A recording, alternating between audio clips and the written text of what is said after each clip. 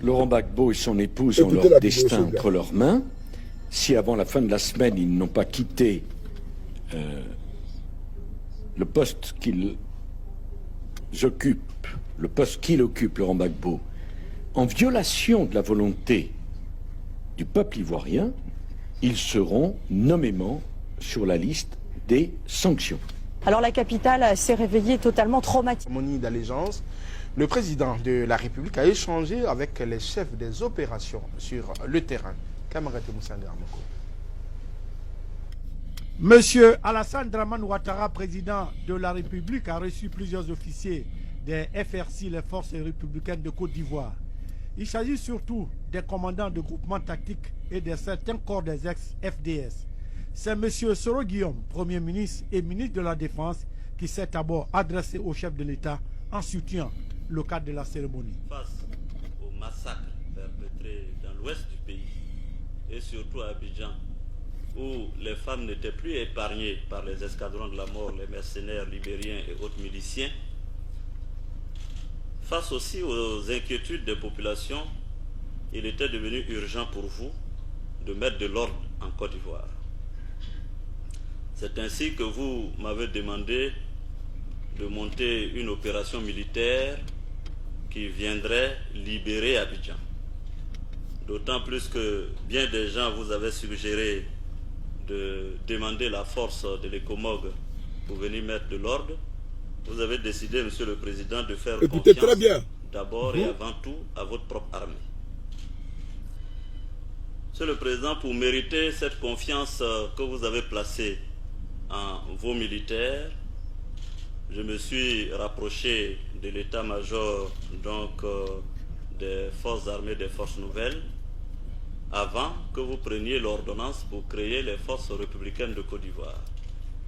Mais je voudrais signaler, Monsieur le Président, que les anciennes forces de défense et de sécurité, certains de ces officiers avaient donc rallié nos camps et ont travaillé avec nous. Modeste personne. Le président de la République, M. Alassane Ouattara, tout en félicitant les officiers pour leur excellent travail, a dit qu'il veut une année républicaine qui protège la population et défend le territoire national. Compte tenu de la détérioration de la situation, avec les tueries, les massacres, nous avons décidé, avec le Premier ministre, ministre de la Défense, que le problème était ivoirien et qu'il nous appartenait, nous Ivoiriens, de le régler. Et c'est ainsi que nous avons créé, par ordonnance du 17 mars, les forces républicaines de Côte d'Ivoire. Et vous avez tout de suite manifesté votre adhésion à cette décision. Et quelques semaines après, sur nos instructions, vous avez répondu aux agressions, surtout dans l'Ouest.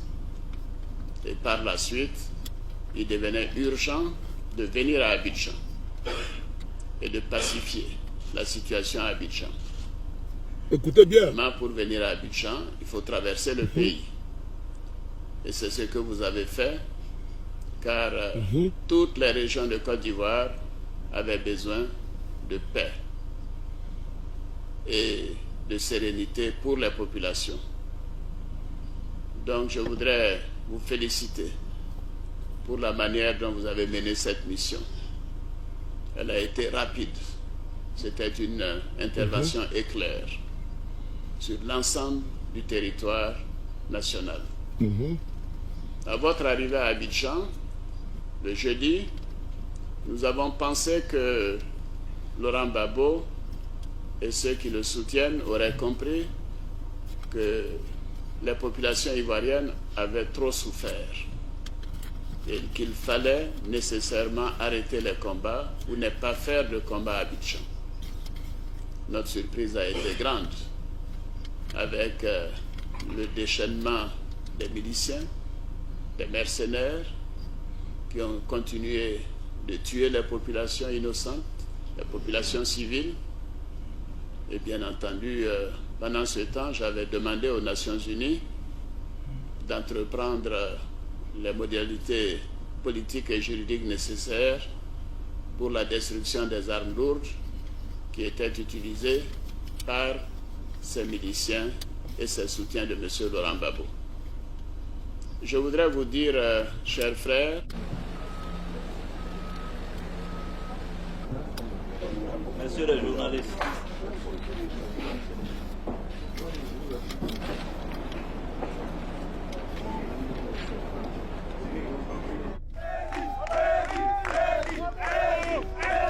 Alassane Ouattara appelle à aller vite pour résoudre la crise politique en Côte d'Ivoire.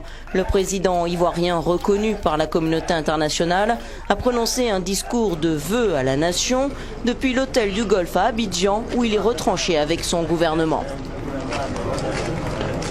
L'ancien président, M. Laurent Gbagbo, use de stratagèmes qui ne trompent personne pour contester les résultats, voire pour tenter de les inverser. Ainsi, la grande fête qui devait couronner la fin de ce scrutin démocratique s'est transformée en deuil par ce refus du verdict des urnes. Mon serment personnel et mon engagement vis-à-vis de tous est d'épargner le maximum de vies humaines. C'est pourquoi j'ai fait preuve de patience. Un discours d'apaisement d'Alassane Ouattara au moment où les Nations Unies s'inquiètent d'une montée des violences en Côte d'Ivoire. Et il y a toujours un millier de soldats de l'ONU positionnés autour de cet hôtel du Golfe où sont retranchés donc Alassane Ouattara et son gouvernement. L'ONU qui met en garde ceux qui voudraient pénétrer de force dans l'établissement. Les casques bleus ne les laisseront pas faire. C'est une réponse directe à l'appel lancé par Charles Blé Goudet, ce proche de Laurent Gbagbo, celui que l'on surnomme ici le général de la rue, a demandé à ses partisans, je le cite, d'aller libérer l'hôtel du Golfe par la force et ce, dès ce samedi. Un appel qui a tout de même été relativisé dans l'entourage de Laurent Gbagbo. Un conseiller de la présidence nous expliquait ainsi que le palais souhaite des fêtes de fin d'année dans le calme. Un calme évidemment tout relatif ici à Abidjan. Certes, les embouteillages habituels ont repris, certes la foule se presse nombreuse sur les marchés, notamment pour préparer le jour de l'an, mais on sent bien que la situation reste tendue. Cette semaine par exemple, 2 convois de l'ONU ont été agressés avec à chaque fois le même scénario, un barrage dressé sur la route, une foule qui se presse autour du convoi. Mardi, un casque bleu a été blessé à l'arme blanche. Mercredi, les soldats ont même essuyé des tirs.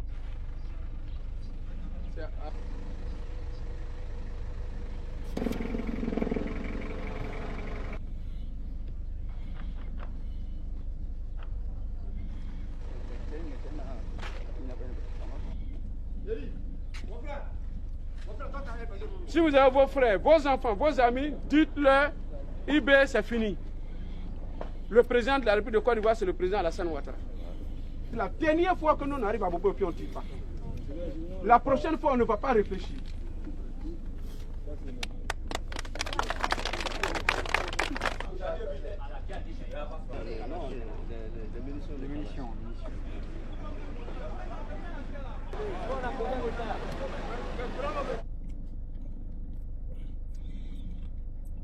Mes salutations à tous. Recevez-moi chez vous, mes salutations à tous. Depuis cette journée, vous avez vu que certaines personnes malveillantes, bien évidemment qui sont RDR, sont en train de ventiler sur la toile, pour eux, n'est-ce pas, une victoire. De quoi il s'agit? La justice française, aujourd'hui, selon les révélations du journal L'Aide du continent, nous informe que la justice française valide la saisie de l'assurance vie du président Guillaume Soro. Et il nous explique que, alors que l'opposant ivoirien Guillaume Soro est toujours suivi de près par les services de sécurité de son pays, la Cour de cassation française a reconnu le 1er février la validité des poursuites lancées contre lui en France pour crimes de guerre, crimes contre l'humanité et complicité. Dans le cadre de l'enquête préliminaire, le juge des libertés et de la détention a ordonné la saisie pénale de la somme détenue sur un contrat d'assurance vie. C'est-à-dire que le juge a ordonné, n'est-ce pas, de saisir, comment dirais-je, un compte bancaire où il y a l'assurance vie du président Guillaume Soro dessus. Le juge de la détention et des libertés. Et donc, je vais vous expliquer ce qui se passe réellement. Souvenez-vous, en 2020, il y a un individu qui s'est levé, qui a fait une conférence de presse à Abidjan et qui est venu porter une plainte en France par l'entremise, n'est-ce pas, d'une avocate française pour le cas, n'est-ce pas, du sergent-chef Ibrahim Koulibaly, IB, en 2011, qui a perdu la vie en avril 2011. Et donc, ce dernier accuse le président Guillaume Soro. Et vous avez vu dans les chefs d'accusation, il y a complicité. Quand on dit complicité là, c'est que si Guillaume Soro est accusé là, ceux qui sont en train aujourd'hui de fêter, c'est que c'est Ouattara qui est visé. J'ai pris le soin de faire des montages de vidéos pour que vous puissiez comprendre. Qu'est-ce que la justice française dit? Elle dit, dans ce que la lettre du continent nous révèle, que durant que Guillaume Soro est frappé d'une immunité, mais par contre, entre décembre 2010 et avril 2011, le président Guillaume Soro n'était pas Premier ministre de Côte d'Ivoire. Je reprends. Que entre décembre 2010 et avril 2011, Guillaume Soro n'était pas Premier ministre, d'où il n'était pas frappé d'immunité. Vous êtes d'accord avec moi à suffisance? Le président Sarkozy, ici, devant vous tous, le 17 décembre 2010, disait au président Gbagbo Laurent de quitter le pouvoir. Souvenez-vous, et il a mis en garde. Qui est intervenu en Côte d'Ivoire pour déloger le président Gbagbo Laurent? C'est bien la France qui est intervenue à travers une résolution de l'ONU. Mais à la demande de qui? À la demande de M. Ouattara. Mais Ouattara était qui? Le président élu. Qui a été reconnu par qui? Par la communauté internationale, par la CEDEAO, par l'Union africaine et par la communauté internationale. Sarkozy nous a dit ici que Ouattara a été élu. C'est sous ce son que Sarkozy a décidé d'intervenir en Côte d'Ivoire avec une résolution de l'ONU. Et donc, Ouattara étant élu et reconnu partout, Guillaume Soro a démissionné quand il était Premier ministre du Gbagbo Laurent. Quand Guillaume Soro démissionne, Ouattara reconduit en même temps Guillaume Soro comme son Premier ministre. De décembre 2010 jusqu'en avril 2011, même au-delà, Guillaume Soro a démissionné, comment dirais-je, en 2012. Guillaume Soro a démissionné en 2012. Il n'a pas démissionné en avril. De décembre 2010 jusqu'en avril 2011, Ouattara était à l'hôtel du Golfe. Reconnu comme étant président élu de la Côte d'Ivoire. Ouattara nommait les ambassadeurs. Son gouvernement siégeait là-bas, comment dirais-je, à l'hôtel du Golfe. Son gouvernement, gouverné par le président Guillaume Soro. La vidéo, vous l'avez très bien vue. Comment l'on peut nous expliquer qu'entre décembre 2020 et 2010 et avril 2011, Guillaume Soro n'était pas Premier ministre de Côte d'Ivoire? Mais vous ne pouvez pas dire une chose et puis son contraire, puisqu'ils reconnaissent même à suffisant que Ouattara était le président élu. Mais si on remet en cause, n'est-ce pas, l'immunité de Guillaume Soro entre décembre 2010 et avril 2011, ça veut dire que Ouattara n'était pas Premier ministre de Côte d'Ivoire. Puisqu'à l'époque, le président Gbagbo Laurent avait nommé un gouvernement dirigé par M. Akembo, qui n'a jamais été reconnu par la communauté dite internationale. Aujourd'hui encore, la justice française nous dit que entre décembre 2010 et avril 2011, Guillaume Soro n'est pas Premier ministre de Côte d'Ivoire. Mais alors qu'ils reconnaissent Ouattara comme étant le président de la République de Côte d'Ivoire à l'époque. C'est lui qui a nommé Guillaume Soro Premier ministre et ministre de la Défense. Vous avez vu à l'hôtel du Golfe, le président Guillaume Soro a pris le soin de dire que vous m'avez donné des instructions. Effectivement, Ouattara a nommé Guillaume Soro comme Premier ministre et il a donné des instructions pour intervenir sur le terrain. Il a bien interpellé devant vous tous à l'hôtel du Golfe. Je tenais à vous expliquer cela. Que ce qui est en train d'être réchauffé par les RDR, et même il doit penser une ces choses. C'est Ouattara qui était le chef de l'État, le président de la République de Côte d'Ivoire à l'époque. Guillaume Soro était le Premier ministre. Et donc, si Guillaume Soro doit répondre un jour devant la justice pour cette époque-là, mais c'est Ouattara même qui doit répondre. C'est Alassane Ouattara lui-même qui doit répondre, puisque c'est lui qui était le président élu. C'est lui qui a nommé Guillaume Soro. Et Guillaume Soro nous a expliqué que c'est M. Ouattara qui lui a donné les instructions afin de pouvoir passer les ordres, n'est-ce pas, au chef au commandant des zones. Ouattara lui-même a dit et il a reconnu, n'est-ce pas, clairement. Donc si un jour Guillaume Soro est entendu, mais c'est Ouattara qui doit s'inquiéter. Et d'ailleurs, dans le cas de M. Ibrahim Koulibaly, paix à son âme, Guillaume Soro a même fois répété qu'il n'était pas en Côte d'Ivoire. Effectivement, il était au Burkina Faso. Il n'était pas sur le terrain des opérations. Les comme zones, les chefs de guerre qui étaient là-bas, en l'occurrence Chérif Ousmane et tous les autres, Mais ils seront également entendus par la justice française. Si Guillaume Soro est entendu, puisqu'on dit complicité, on dit Guillaume Soro est complice. Donc qui est l'auteur? Qui est l'auteur? Si Guillaume Soro est complice, qui est l'auteur?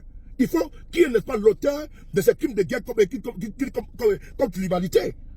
Mais Guillaume Soro était Premier ministre. S'il arrivait qu'un jour Guillaume Soro soit entendu, s'il arrivait que Guillaume Soro soit entendu un jour, mais Guillaume Soro va s'expliquer tranquillement. Il va dire que non, moi j'étais le ministre de la Défense, le Premier ministre, c'est le président de la République qui donne, n'est-ce pas, les instructions, qui sont les suivantes, que j'ai transmis, n'est-ce pas, au commandant, n'est-ce pas, au chef militaire sur le terrain. Donc, le responsable direct, c'est Alassane Ouattara. Donc, ceux qui jubilent aujourd'hui, et comment dire, les militaires du RDR, doivent comprendre que l'épée Damoclès est sur la tête de M. Ouattara, pas sur la tête de Guillaume Soro. Mieux, ces délits, n'est-ce pas, fantasmagoriques, des crimes de guerre, crimes contre l'humanité. On a vu le même cas ici, le président Babo Laurent. Il a été envoyé, comment dire, à la CPI. Tous les délits étaient mis sur lui, mais il a été acquitté tranquillement. Il a habité en Côte d'Ivoire. Donc, si ceux qui jubilent aujourd'hui sont les militaires du RDR, c'est l'hôpital qui se fout de la charité. Ils doivent plutôt s'inquiéter, parce que la plainte là, elle vise qui? Elle vise qui réellement? Elle vise Alassane Ouattara. Elle vise qui réellement? Elle vise les chefs de guerre et tout ça, qui étaient à l'époque, n'est-ce pas, sur le terrain d'opération. Guillaume Soro n'a jamais été sur le terrain d'opération. Et mieux, ce qui s'est passé dans la rébellion en Côte d'Ivoire est frappé n'est pas d'amnistie. Moi, vous le savez. Parce que le deuxième volet, c'est quoi? C'est pour nous sortir, puisqu'à un moment donné, il y a eu une guerre fratricide, n'est-ce pas, en différentes branches, n'est-ce pas, au niveau de la rébellion. Et donc, ils sont venus porter plainte ici encore pour ça. Mais au niveau de la Côte d'Ivoire, l'amnistie est passée là-bas. C'est-à-dire que ce qui s'est passé là-bas, la justice française n'est pas compétente pour pouvoir juger cela. Puisque tous les acteurs, n'est-ce pas, au niveau de la rébellion, comme des FDS, ont été, comment dirais-je, blanchis à travers l'amnistie. Je tenais dans cette petite vidéo vous expliquer que ne vous laissez pas distraire, que cette plainte qui est à visée politique va se retourner même comme contre les auteurs, contre les acteurs, puisque la personne qui est visée dans la plainte là, c'est M. Alassane Dramane Ouattara, puisque Guillaume Soro est complice. Donc si Guillaume Soro est complice, qui a commis? Qui était le donneur d'ordre? Le donneur d'ordre, c'est M. Alassane Dramane Ouattara. Je tenais à vous dire qu'il n'y a rien, n'est-ce pas, comment dirais-je, il n'y a rien de turbulent, il n'y a rien qui peut, comment dirais-je, nous distraire, il n'y a rien qui peut nous faire paniquer. Restons sereins, absolument sereins. Cette plainte-là, elle vise plutôt M. Alassane Dramane Ouattara et non le président Guillaume Soro. C'est de ça qu'il s'agit. Et ce qui a été saisi comme assurance vie, c'est le juge de liberté. Il fait ses enquêtes tout. Mais le jour que le président Guillaume Soro, s'il arrivait d'être entendu un jour, mais il va dire ça n'a pas de vérité, ça fait de faits, et puis on passe à autre chose. Et tous les chefs de guerre, tous les chefs d'état-major qui étaient là à l'époque, sans oublier M. Ouattara, seront également entendus. Parce que le président de la République à l'époque, c'est bel et bien M. Ouattara qui est encore en exercice à travers un troisième mandat. Dieu merci, il est en vie. Donc lui également va répondre devant la justice. Et donc, cette réponse, c'est pour les militants du RDR, pour leur dire qu'ils doivent s'inquiéter. Merci beaucoup à vous et à bientôt. Merci.